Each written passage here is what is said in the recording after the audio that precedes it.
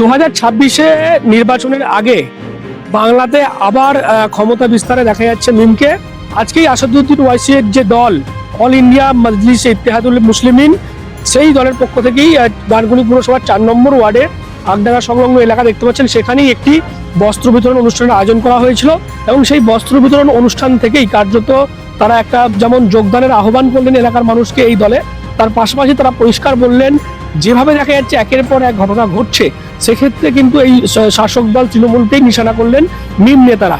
যারা রাজ্য স্তরের বা জেলা স্তরের নেতারা এসেছিলেন তারা যেমনটা বললেন, ওয়াকফ সম্পত্তির বিষয় হোক অথবা আমরা দেখতে পাচ্ছি সম্প্রতি একজন বিজেপি বিধায়ক যেভাবে একটা অসীম সরকার তিনি যেভাবে কুরুচিকর মন্তব্য করেছেন কোরআন শরীফকে নিয়ে সংখ্যালঘুদের, সেক্ষেত্রে তাকেও কিন্তু গ্রেফতার করা হয়নি। সেক্ষেত্রে বিজেপির সঙ্গে তৃণমূলের একটা ভালো সেটিং রয়েছে, যার কারণেই এরকম একটি বিধায়ক একজন দায়িত্বশীল নাগরিক হয়ে যেভাবে কথা বলেছেন মাইনরিটিদের একটি পবিত্র যে গ্রন্থ কোরআন শরীফ, সেটাকে নিয়ে এখনো পর্যন্ত তার বিরুদ্ধে বিভিন্ন থানায় এফআইআর হয়েছে, তারপর কিন্তু তাকে গ্রেপ্তার করা হয়নি। কারণ হচ্ছে মোদির সঙ্গে একটা দিদির ভালো সেটিং রয়েছে, এমনটাই কিন্তু মিম নেতারা বলছেন। সব সেই সংখ্যালঘুদের কোরআন শরীফকে নিয়েও এত বাজেভাবে কথা বলেছে, আপনি কেন ওকে অ্যারেস্ট করেননি? কেন ওকে বিধানসভা থেকে বরখাস্ত করেননি? জবাব দিতে পারবেন? আপনি পারবেন না, কারণ আপনার মোদি বাবু অর্ডার দেয়নি। যদি মোদি বাবু আপনার অর্ডার দিয়ে দেবে তাইলেই আপনি করতে পারবেন, নাইলে পারবেন না। আমাদের হুগলি জেলা থেকে অনেকে টিএমসি ছিল জয়েন হচ্ছে, কিন্তু ভয় খাচ্ছে, তারা ক্যামেরার সামনে আসতে চাইছে না। তারা সাথে আছে এবং বিভিন্ন জায়গাতে আমরা ভালো রকম সাড়া পাচ্ছি। আগে 26-এ আমাদের ব্যারিস্টার আসাদুদ্দিন ওয়াইসি সাহেব যেটা ডিসিশন নেবে তার উপর আমরা কাজ করব। আচ্ছা, এরকম প্রোগ্রাম আমাদের প্রত্যেক বিধানসভাতেই হবে, একটা করে একটা প্রোগ্রাম আমাদের ফিক্স আছে। আমাদের প্রত্যেক 15 দিন বা মাসে দুটো একটা করে প্রোগ্রাম আমাদের প্রত্যেক মাসে হতে থাকে। আজকে দেখলাম মিমের পতাকা হাতে তুলে নিলে দুজন রয়েছেন এবং ডানকুনিতে প্রোগ্রাম শুরু করলে, মানে কি উদ্দেশ্যে মিম জয়েন করা? আমাদের হচ্ছে যে তৃণমূল আছে, কোনো কিছু পাওয়া যাচ্ছে না, এইটাই ব্যাপার। আচ্ছা, রাস্তা ঠিক হচ্ছে না। 4 নম্বর যে ওয়ার্ড, 10টার সময় যে বাচ্চারা স্কুল যাবে, মাদ্রাসা বা খুলেছে, ওই স্কুলে যে যাবে, কোনো রাস্তা ঠিক হচ্ছে না, কিচ্ছু হচ্ছে না। কোনো একটা বিচার, কোনো কারোর বাড়িতে একটা কোনো বিচার ঠিক মতন হচ্ছে না। সেই কারণেই মানে মিমে জয়েন করলে? এই কারণে আমি মিম জয়েন করেছি। আগামীতে কি মানে লড়াই হবে? আগামীতে লড়াই জোরদার করবো অবশ্য, এবারে আরো করব, আরো সংগঠন আমরা তৈরি করব। আচ্ছা, ডানকুনিতে যারা মিম করতে চায় তাদের উদ্দেশ্যে কি বলবে? যারা যারা যারা মিম করতে চাই সবাই আমাদের পাশে আসুক। আমরা চাই এটা যেন উন্নয়ন হোক, আসাদুদ্দিনও বেশি আসুক আমাদের পাশে। আমরা জানি এটা, সবাই জানুক এটা, দিয়ে আমরা সংগঠন করব। তোমার নামটা বলো। আমার নাম আকরাম আকুম। মিলিয়ে দেখা যাচ্ছে 2026-এর নির্বাচন আসছে, তার আগে দেখা যাচ্ছে কিন্তু এআইএমএম তারা কিন্তু আবার দেখা যাচ্ছে তাদের ক্ষমতা বিস্তার করতে চাইছে, তাদের সংগঠন মজবুত করতে চাইছে। সেই কারণেই তারা আজকে ডানকুনির 4 নম্বর ওয়ার্ড থেকে তাদের কর্মসূচি শুরু করলেন এবং এখানে ডানকুনির দায়িত্বে দেখা গেল যারা রয়েছেন তাদেরকেও তাদের সাথে পরিচিতি পর্বও কার্যত করে দেওয়া হলো। আজকে ডানকুনিতে মূলত কি প্রোগ্রাম আপনাদের? আজকে আমাদের একটা ব্ল্যাঙ্কেট ডিস্ট্রিবিউশনের প্রোগ্রাম ছিল, সেখানে আমি আমার জেলা সভাপতি হুগলি ডিস্ট্রিক্টের নবাব ভাইয়ের আমন্ত্রণে এসেছিলাম। এখানে এসে দেখলাম যে জনজোয়ার আছে আর লোক ব্যারিস্টার আসাদুদ্দিন ওয়াইসি সাহেবকে শুনতে চাইছেন, আর ব্যারিস্টার আসাদুদ্দিন ওয়াইসি সাহেবের লিডারশিপ বাংলাতে চাইছেন। আজকে ওর একটা ছোট ঝলক ছিল। আর আমরা এখানে এসে আজকে যেভাবে আপনি দেখলেন, আমি ভাষণও দিলাম, নবাব ভাই দিল, আর আমরা সব ছিলাম। আমার এখানকার কর্মীদেরকে আমি ধন্যবাদ জানাই। আর আগামী দিন আরও বড় করে আমরা এখানে প্রোগ্রাম করতে পারি। একটা কথা স্পষ্ট বলে দিচ্ছি, এই রাজ্যের মুখ্যমন্ত্রী মমতা বন্দ্যোপাধ্যায় যদি সত্যি এবার গদিটা চান, তাইলে ওনাকে সংখ্যালঘু, এসসি, এসটি, ওবিসি, মাইনরিটিসদেরকে নিয়ে সঙ্গে থাকতে হবে। এবং সঙ্গে মানে এটা নয় কে বলে দিল হ্যাঁ ছিল, লিখিত চাই বা আপনাকে পাশে বসাতে হবে, নাইলে আপনিও গদিটা ছেড়ে দিন। আপনি কথা বলছেন যে রানাঘাটের বিধায়ক, হ্যাঁ, সে এত বড় একটা কথা বললো, তাকে গ্রেফতার হচ্ছে, আপনি অভিযোগ করছিলেন যে বিজেপির সঙ্গে একটা সেটিং রয়েছে। অবভিয়াসলি, যদি আজকে 5 দিন পেরিয়ে গেল, অসীম সরকার এইভাবে একটা খুব নোংরা ভাবে আমাদের কুরআন শরীফকে হামলা করলো, যেই কথাটা আমি আমার মুখে আনতে লজ্জা লাগছে, খারাপ লাগছে, গুনাহ মনে করি, সেই কথাটা বলে ও আমাদেরকে করছে। আর এই রাজ্যের মুখ্যমন্ত্রী যে মাইনরিটিসের ভোট নিয়ে, যে মাইনরিটিসদের ভোট নিয়ে গদিতে বসছেন, উনি একটাও কথা বলছেন না। ইভেন বিরোধীরা কমপ্লেন করছে ওকে অ্যারেস্ট করার জন্য, কিন্তু এই রাজ্য সরকারের কি দায়িত্ব? কেন, কি এমন মজবুরি কে বিজেপি এমপি, বিজেপি এমএলএ অসীম সরকারকে অ্যারেস্ট করা হচ্ছে না? কি এমন তৃণমূলের মজবুরি? এনারা তো ওপেন মাইকে বলেন যে আমরা বিজেপির যদি সব থেকে বড় আগেনস্ট আছে কেউ বাংলাতে, তো তৃণমূল আছে। আজকে প্রমাণ করুন না, আপনি তো প্রমাণ করতে পারছেন না, আপনি শুধু কথায় বলছেন এক আর করছেন এক। কিন্তু আগামী দিন আপনার এই সেটিং গেটিং এর রাজনীতি আমরা সব বুঝে গেছি। অবিলম্বে ওই অসীম সরকার নামুরদ শয়তানকে অ্যারেস্ট করতে হবে, নাইলে আমরা আমি বলেছি, আজকে আবার আপনার মিডিয়ার মাধ্যমে বলছি যে আমরা বিজেপির নেতাদের বাড়ি থেকে বেরোনোর পরেশান করে দেব। একটা বিজেপি এমএলএদের বাড়ি থেকে বেরোতে পারবে না, পরেশান করে দেব যদি ওই অসীম সরকারকে অ্যারেস্ট না হয়েছে। Introducing Dental Rehab and Aesthetic and Unit of Haji Medical.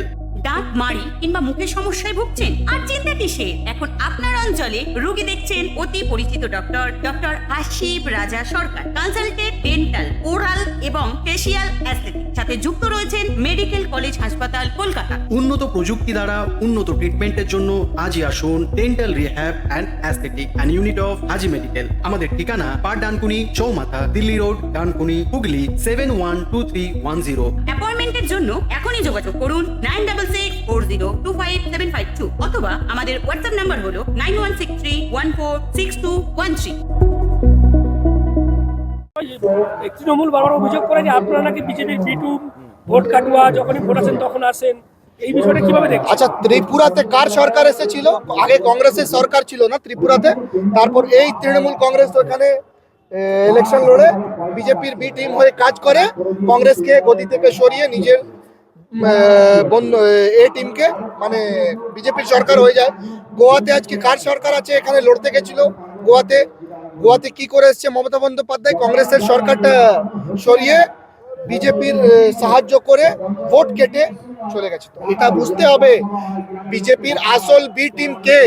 শুধু এই যতগুলো সেকুলার পার্টিস আমাদেরকে টার্গেট করে, এদেরকে বলতে চাই, আগে আপনারা নিজেকে দেখুন, নিজে আয়নার সামনে দাঁড়িয়ে দেখুন যে আপনি যেটা বলছেন, আপনি কি করেছিলেন 2008-এর আগে? আপনিও বাংলাতে ভোট কাটুয়াই ছিলেন, আজকে আপনি আমাদেরকে ভোট কাটুয়া বলছেন। এখনো স্টিল রাজ্যের মুখ্যমন্ত্রীর পার্টি তৃণমূল কংগ্রেস ত্রিপুরাতে বিজেপির বি টিম হয়ে কাজ করছে, গোয়ার বি টিম হয়ে কাজ করছে বিজেপির। তাইলে বিজেপির আসল বি টিম তো রাজ্যের মুখ্যমন্ত্রী মমতা বন্দ্যোপাধ্যায় আর ওনার দল তৃণমূল কংগ্রেস। 26 আপনারা একাই লড়বেন না? কথাবার্তা চলছে সবার সাথে, আমরা যে প্রসিডিওর করেছি, আগামী দিন উম্মিদ আছে যে প্রোগ্রামটা ভালো হবে। আর যদি জোট হয় তাহলে আরো ভালো, আমরা ইউনাইটেডলি ফাইট করতে পারবো আর লড়ে উঠতে পারবো। সেক্ষেত্রে নিশ্চয়ই তৃণমূল বিজেপির সঙ্গে জোট নিশ্চয়ই নয়। যে দলগুলো তৃণমূল আর বিজেপি কে হারাবার জন্য আছে, আমরা তাদেরকে ওয়েলকাম জানাচ্ছি। আমাদের লিডার ব্যারিস্টার আসাদুদ্দিন ওয়াইসি সাহেব, ওনাকে ওয়েলকাম জানাচ্ছি। দেখা যাচ্ছে ডানকুনিতে মিমের সভা, অনেকে বেশ কয়েকজন জয়েনও করলো, মানে কিভাবে দেখছেন মিমের এই সভাকে? দেখুন, প্রথমেই বলি, এটা তো বিজেপির একটা বি টিম।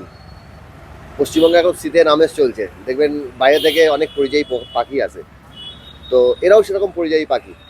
কারণ 2021 সালে ওরা এসেছিল, কোনো রকম কোনো ছাপ ফেলতে পারেনি। তো আবার 2026-এ ইলেকশন, আবার তারা এসছে, তো আবার কাউকে সুবিধা করতে, আগের বার যেরকম আইএসএফকে সুবিধা করেছিল, হয়তো এবারেও দেখা যাচ্ছে আইএসএফ তো অলরেডি সিপিএমের সাথে জোট করবে বলে আলিমুদ্দিনে অলরেডি ওরা মিটিং করছে আর কি। তো সেখান থেকে হয়তো এরা বিজেপি আবার পাঠিয়েছে কিছু টাকার বিনিময়ে, যাও তোমরা ভোট কাটো। তো পশ্চিমবঙ্গে দেখুন, সংখ্যালঘু মুসলমানদের অতটা সহজ নয় যে তারা এরকমভাবে কোনো ভোট কাটাকাটির কিছু খেলা খেলবে। এটা বিহার ইউপি হলে হয়তো হতে পারে, কিন্তু পশ্চিমবঙ্গে এটা হতে পারে না, কারণ এখানে মমতা ব্যানার্জি সরকার চালাচ্ছে এবং মমতা ব্যানার্জি সর্বধর্ম সমন্বয়কে সাথে নিয়ে একসাথে সরকার করেছে। মানে মিম আপনারা বলতে চান ভোট কাটুয়া? একদমই তাই। নাহলে কোনোদিনও দেখেছেন মানে পশ্চিমবঙ্গে তারা মানুষের সুখ দুঃখে পাশে এসে দাঁড়িয়েছে কখনো? আপনারা শুধুমাত্র দেখবেন যে যখন ইলেকশন আসে তখনই একমাত্র এদের দেখা পায়, তারপরে আর এদের কোনো রকম টিকিট খুঁজে পাওয়া যায় না।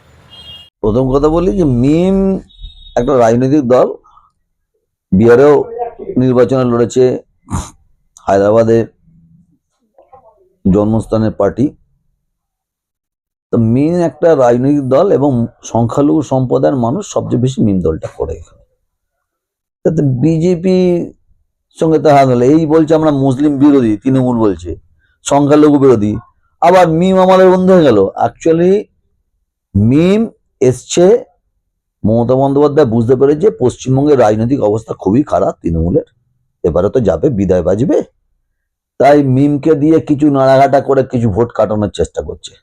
আগে যেটা বললি যে মিমকে এখানে উত্তর দিতে হবে, যখন বকটুয়ে 10-12 জন পুড়িয়ে মারা হলো সংখ্যালঘু সম্প্রদায়, সবার আগে হয়েছিল আমাদের বিরোধী দল নেতা শুভেন্দু অধিকারী, ভারতীয় জনতা পার্টি করে। কিন্তু আপনি বলুন, হরগোবিন্দ দাসের মৃত্যুতে তার ছেলেকে এবং তাকে যেভাবে খুন করে দেওয়া হলো, চপার দিয়ে মারা হলো মোতাবাড়িতে, মিম একটা মিছিল করেছে না? তৃণমূল একটা মিছিল করেছে? কোনো মিছিল করেনি। দীপু দাসের জন্য তৃণমূলকে মিছিল করতে দেখেছেন? যেদিন মিম এদের জন্য মিছিল করবে, ওই হিন্দুদের জন্য, এই মানুষের মৃত্যুর জন্য, সেদিন বুঝবো যে মিম পশ্চিমবঙ্গে একটা স্থান করে নিতে পারবে। তার আগে মিমের কোনো স্থান পশ্চিমবঙ্গে নেই। এবার মিমের প্রার্থী দেবে কি দেবে মিমের দায়িত্ব, এটা তো ভারতীয় জনতা পার্টির কোনো ব্যাপার নেই।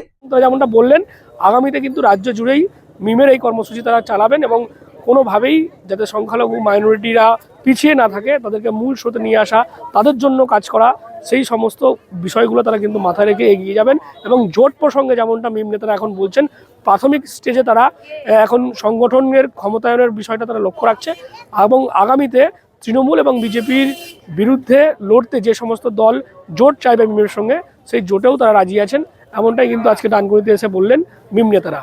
আপনারা কি বলবেন এই বিষয় নিয়ে? অবশ্যই কমেন্ট করুন কমেন্ট বক্সে। এরকম আরও খবর পেতে নজর রাখুন ডিএনএন বাংলায়। ডিএনএন বাংলা সবার মনে সবার। বাড়ি হোক কিংবা অফিস, কিচেন হোক কিংবা বাথরুম, সবকিছুই মনের মতো করে সাজাতে আজই আসুন আল আমিন মার্বেল হাউস। এখানে নামি দামি এবং গুণগত সম্পন্ন মানের টাইলস, মার্বেল এবং গ্রানাইটে রয়েছে প্রচুর সম্ভার। আমাদের ঠিকানা আল আমিন মার্বেল হাউস, গ্রাম মুকুন্দপুর, পোস্ট মশাট, জেলা হুগলি, পিনকোড 712701। আমাদের কন্ট্যাক্ট নাম্বার 7319093272, এছাড়া 7063845499।